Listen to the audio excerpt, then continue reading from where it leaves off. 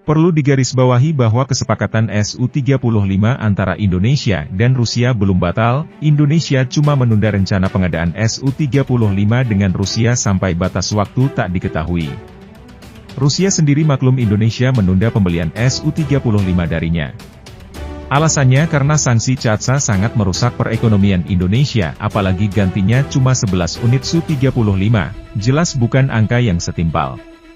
Melihat Indonesia menunda pembelian Su-35, Rusia mencoba mencari pasaran di negara lain, Iran, Korea Utara, Argentina hingga Venezuela mereka datangi. Untung bagi Moskow karena Su-35 terjual lumayan banyak di Iran.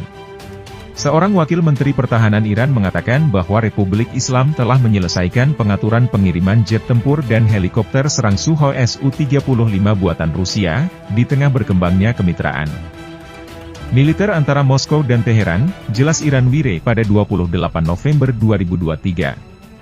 Iran bukan cuma membeli Su-35, namun ia juga memborong helikopter Mi-28 hingga jet latih Yakovlev Ya-130. Rencana telah diselesaikan untuk jet tempur Sukhoi Su-35, helikopter serang Mi-28, dan jet latih Ya-130 untuk bergabung dengan unit tempur Angkatan Darat Iran, kata Wakil Menteri Pertahanan Mehdi Farahi. Iran memang sengaja membeli Su-35 dari Rusia, terlebih AU Iran tak memiliki jet tempur canggih karena cuma diperkuat fighter loas macam F-5, MiG-29 bahkan F-14. Angkatan Udara Iran memiliki beberapa lusin pesawat serang, termasuk pesawat tempur MiG-29 yang dibeli pada tahun 1990-an dan model-model tua milik Amerika yang diperoleh sebelum Revolusi Islam tahun 1979, jelasnya. Rusia menghadapi tantangan serius karena ekspor pesawatnya mulai menurun gegara CAATSA, padahal rencananya pada 10 tahun mendatang Rusia hendak memasarkan Su-57, tapi kini rencana itu berantakan lantaran calon pembeli kabur gegara diancam CAATSA oleh AS. Sebelum invasi ke Ukraina, pimpinan Dirgantara Rusia telah merencanakan untuk memasarkan pesawat pembom tempur berat generasi berikutnya, Su-57, dan turunannya, Su-75, ke beberapa pembeli militer asing. Rencana-rencana ini kini tampaknya hancur, jelas RAND Corporation. Tumpuan pasar jet tempur Rusia mau tak mau cuma ada di Su-35. Su-35 sudah produksi massal, memungkinkannya memasuki pasar ekspor lebih jauh meski kecil kemungkinannya saat ini. Bagi pembeli asing, tinggal Sukhoi Su-35 satu-satunya pesawat militer Rusia yang diproduksi ia. Adalah pesawat pembom tempur berat khas Rusia walaupun rekor tempurnya di langit Ukraina beragam.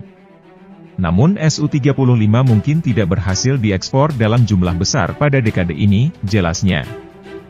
Bahkan laporan terakhir mengungkap jika Rusia tukar guling 60 unit Su-35 dengan ribuan drone Shahed Iran.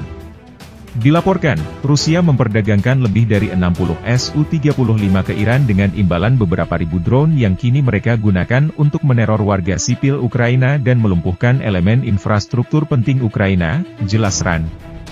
Masalah tak lakunya Su-35 bermula saat Indonesia membatalkan pesanannya. Sejak saat itu negara lain yang telah memesan ikut membatalkan pesanan, seperti Mesir dan Aljazair, padahal Rusia dilaporkan siap memberikan transfer teknologi pembuatan Su-35 ke Indonesia. Bahkan Rusia menyembunyikan jumlah pasti berapa unit Su-35 yang hendak diproduksi Indonesia. Masih belum diketahui secara spesifik berapa jumlah Su-35 yang akan diproduksi negara ini Indonesia setelah adanya transfer teknologi, lapor media Rusia RIA Novosti pada 2017 lalu.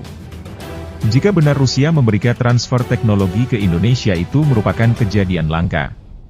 Apalagi yang transfer teknologi jet tempur andalannya Su-35.